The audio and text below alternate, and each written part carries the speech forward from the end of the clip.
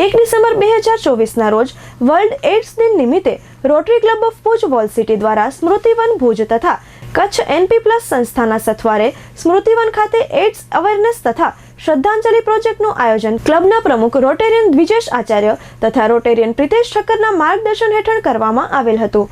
AIDS એ ખૂબ જ ગંભીર અને જીવલેણ રોગ છે, જે માટે જાગૃતિ જ તેનો બચાવ છે.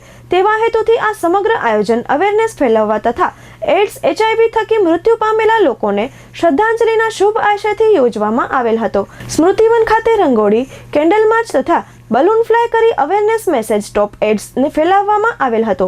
આ પ્રસંગે મીણબત્તી દ્વારા મૃતકોને શ્રદ્ધાંજલિ પાઠવવામાં આવેલ હતી.